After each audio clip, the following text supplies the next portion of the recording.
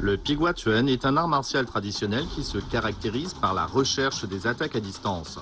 Il y a les coups tranchés, les mouvements de suspension ainsi que le maniement des armes blanches et du bâton. Je suis Pavel Pelotelov, passionné de boxe, je viens d'arriver en Chine. Je suis Zhang Tilong, je pratique les arts martiaux depuis 20 ans. Je suis Yan Fei, journaliste, je n'y connais rien en arts martiaux. Les trois hommes partent à la recherche du vrai Piguatuen.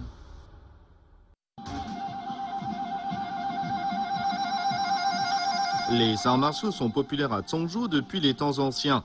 À part les diverses formes à main nue, il existe aussi de nombreuses formes avec des armes de toutes sortes. Nous allons à la découverte du Mirdao. À Zhongzhou, nous avons entendu dire que Maître Wang possède un authentique Mirdao. Nous avons donc décidé de faire un test.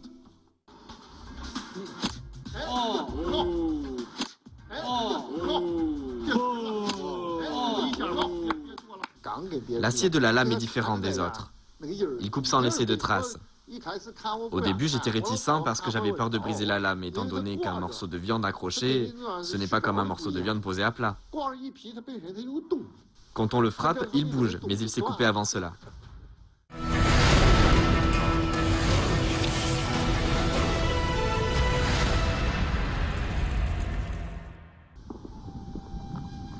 Après avoir constaté la puissance du Mirdao, Pavel commence son entraînement. Zhang Tilong et Yan Fei rentrent à Beijing. Là-bas, on procède à l'analyse des mouvements exécutés par Maître Wang. Comment le Piguatuen permet-il de frapper à grande distance? Nous allons bientôt le savoir. Ce sont les données sur le Piguatuen, n'est-ce pas? Oui. Y a-t-il des éléments intéressants? On voit que les épaules s'étirent sur une longue distance. La distance normale est de 362 mm. Quand il étire ses épaules, la distance est de 408 mm. Un espace près de 5 cm. C'est ça. Les épaules peuvent-elles être assez souples pour créer un espace de 5 cm? Oui, c'est la caractéristique la plus importante du Piguatuen. Ceux qui pratiquent le Piguatuen sont très souples des épaules. Le changement est très grand. Ça veut dire qu'au combat, ses épaules sont plus larges de 5 cm. Oui, ça veut dire qu'entre deux personnes de taille et de longueur de bras identiques, celle qui pratique le Piguatuen aura une plus grande allonge. Cet écart de 5 cm donne un avantage déterminant aux attaques du Piguatuen. Nous retournons à Zhangzhou, où Pavel a terminé son entraînement. Pourra-t-il étirer ses épaules de 5 cm? En une semaine, a-t-il réussi à assouplir ses épaules devenues raides à cause de son entraînement à la boxe? Le combat réel aura lieu demain. Pavel n'est pas sûr de pouvoir faire la démonstration des caractéristiques du Piguatuen. J'ai juste appris les mouvements de base du Piguatuen. Je ne pense pas que j'arriverai à en faire la démonstration en combat réel. Cela me fait un peu peur. Le grand jour est arrivé.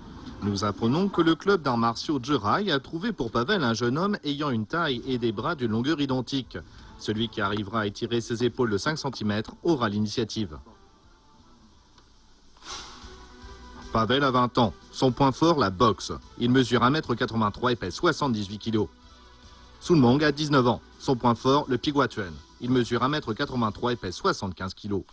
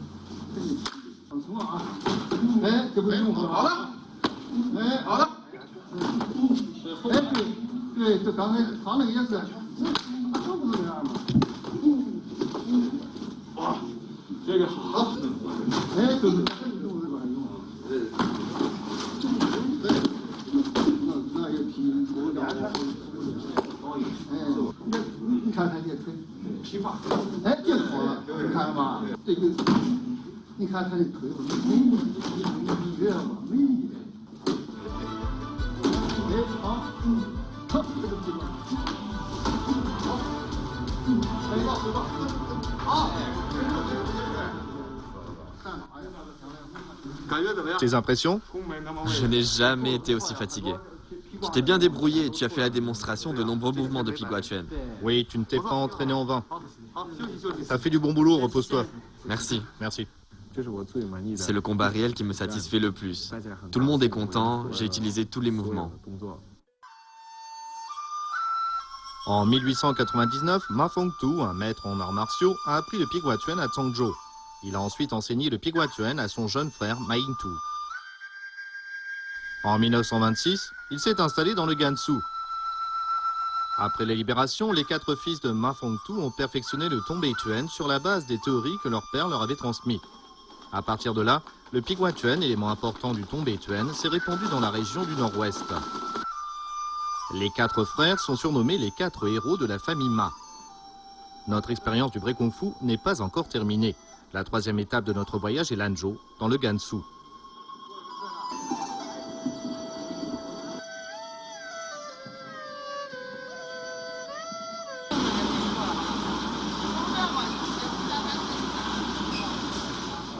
Maître Go, c'est ça? Bonjour. Nous sommes de CCTV. Go Naihui est un héritier important du Tongbeituen. Il a appris le Tongbeituen auprès des 4 héros de la famille Ma. Go Naihui est aussi le gendre de Ma Yingda, l'aîné des 4 frères. Notre Piguatuen s'appelle aussi Tongbe Piguatuen. C'est différent? Les techniques sont presque les mêmes, mais la force est différente.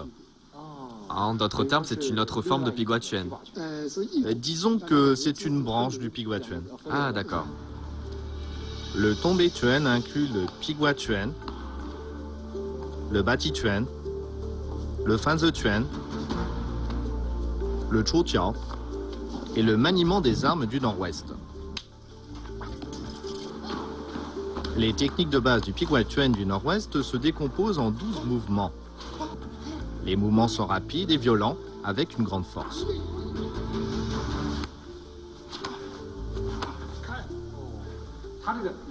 Il est très souple. Voyons jusqu'où peut aller sa main. Il peut toucher la fesse opposée. Main droite? Oui. Il peut même toucher la cuisse. Moi, je ne peux pas aller jusque-là. Et toi?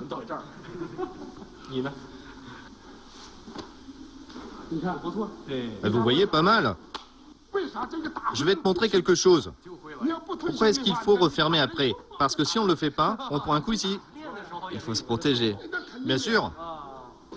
Le Tongbei Piguatuen est une bonne combinaison du Baitituen et du Piguatuen. Les mouvements de jambes viennent d'une boxe que l'on faisait dans les années 1970 et 80. Frappe. Frappe. Frappe. Frappe. Frappe. Frappe. Frappe. Frappe. On dirait que tu as du mal à suivre. Maître Go a un jeu de jambes rapide. Maître Go, vous savez bien allier la boxe aux arts martiaux traditionnels en combat réel. Pouvez-vous lui enseigner des techniques? C'est facile à apprendre? C'est possible. Prenez le coup de poing direct, par exemple. Je peux tout de suite donner un coup tranchant. Est-ce que ce mouvement enfreint les règles? On peut faire des swings en compétition. Regardez, je peux le frapper ainsi s'il fait comme ça. Vous voyez? Quand il m'attaque, je peux faire ça. Il ne peut pas se replier. Frottement, balayage, balayage, vas-y. Ça s'appelle pas rapide. Pas rapide de l'arrière. Et ça s'appelle le pas balancé dans la famille Ma. Ça sert à quoi? Oh, c'est pratique pour lever le pied. On peut utiliser les 2 pieds? On retire le pied immédiatement après le coup. Cette méthode est très scientifique. Si on est plus petit que son adversaire, on peut utiliser cette technique de pied pour réduire la distance d'attaque. Après avoir frappé, on se remet dans la position initiale. À la fin, ce pied retrouve sa position initiale après le coup pour créer de la distance. L'adversaire ne peut pas vous attaquer avec une telle distance. On appelle ça le balancier, comme le balancier d'une pendule. Saut avec changement d'appui. Vous voyez? Avec cette technique, on piétine ici. Le centre de gravité est devant. C'est aussi une méthode pratique pour se retourner. Le lendemain, nous laissons Pavel s'entraîner au club d'arts martiaux. Zhao Qilong et Yan Fei vont rendre visite à maître Ma Lingda. Ma Lingda a 78 ans. Il est le troisième de la fratrie Ma. Il est fort en maniement des armes et en sanda. C'est un héritier important du Tongbai Tuan. À ses yeux, le Tongbai Tuan n'est pas seulement un art martial, mais aussi une philosophie. Elle consiste à l'intégration de nombreuses techniques du wushu et même de sports occidentaux. C'est comme en boxe russe où il faut faire pivoter le bassin. En boxe russe, on se met en garde comme ça et les coups sont rapides. Tandis qu'en boxe européenne, la garde est plus resserrée. C'est différent. J'ai appris la boxe auprès de mon deuxième grand frère quand j'étais petit. Quand il revenait de l'entraînement, personne ne s'exerçait avec lui à part moi. Grâce à cette ouverture sur tant de choses, vous avez intégré des éléments occidentaux, n'est-ce pas? Cela apporte-t-il des améliorations pour le Tongbai Tuan? Oui. Maître Ma n'est pas seulement fort en forme à main nue, il a aussi fait beaucoup dans le maniement des armes. Pour lui, le bâton du Nord-Ouest est celui qui a le plus de particularités.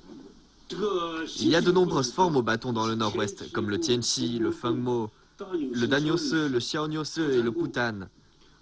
Toutes ces formes viennent du Nord-Est. Oui, c'est ça, l'art du bâton est très riche dans le Nord-Ouest et il a été bien transmis. Afin de faire l'expérience du bâton en combat actuel, et d'une forme en particulier, le Fengmo, nous retournons à l'école des sports du Gansu avec Maître Guo. Ce bâton est très léger. On peut frapper quelqu'un avec ça? Il a l'air léger. Oui, maître. Ce bâton nous semble bien inoffensif. Sa force et sa flexibilité. Il pique, étourdit et fouette. Son point fort, c'est sa flexibilité? Il donne des coups, des éraflures et permet le balayage. Il ne peut donc pas directement blesser l'adversaire. Oui. S'il était lourd, il ne serait pas flexible. Cela veut dire qu'il permet de toucher avec précision certaines parties du corps. N'importe laquelle. Pour piquer, on peut viser les arcades sourcilières, le cœur et les cuisses comme avec une lance. Pour fouetter et écorcher, il y a d'autres méthodes. Les coups sont directs. Oui. On frappe sur les parties où ça fait le plus mal. Titi Guang a dit que la clé du maniement de la lance était d'attaquer d'abord les bras et les jambes. Il faut frapper les membres le plus vite possible. Frapper les mains et les pieds. Parce que si vous ne pouvez pas tenir le bâton, vous ne pouvez pas combattre. Le bâton a l'air redoutable et précis. On peut essayer? Qilong, qu'en dis-tu? D'accord. Allez-y. Je vais mettre des gants. Les parties vulnérables sont visées. Comme les parties vulnérables peuvent être touchées, l'équipe a demandé à Zhao Qilong et Maître Guo de prendre des précautions pour faire la démonstration de cette forme de bâton. Vous voyez? Ma main était visée, oui. Si j'essaye de le saisir, il me donne un coup à la main. Regardez, c'est le dragon qui remue la queue. Cette fois-ci, j'ai reçu un coup. Je l'ai encore frappé la main. C'est toujours la main? Vous voulez lui enlever son arme? Titi Guang a dit que la clé du maniement de la lance, c'était d'attaquer d'abord les bras et les jambes. On utilise la lance comme ça, vous voyez. S'il pique avec sa lance, je me défends rapidement. Toujours la main. Oui, attaquer d'abord les mains et les pieds, c'est la clé du maniement de la lance. Plus c'est rapide, mieux c'est. Je pense qu'ils peuvent effectuer ce mouvement pendant une attaque. C'est comme déployer un drapeau. Pas la peine de trop forcer. C'est dangereux, hein. Ça valait le coup de mettre des gants. Oh oui. Même s'il est léger, un bâton peut faire beaucoup de dégâts. Oui. Il ne me reste plus qu'à faire ça. Je me rends. Les maîtres Ma Lingda et Guo Narui continuent de transmettre leur savoir dans le Gansu. À Beijing et à Zhangzhou, maîtres Wang Huafeng et Wang Zhihai enseignent sans relâche le Piguatuan. Grâce aux efforts de plusieurs générations de maîtres, l'ancien et mystérieux Piguatuan est toujours plein de vitalité, que ce soit à l'Université des sports de Beijing ou bien dans les clubs d'arts martiaux du Nord et du Nord-Ouest de la Chine.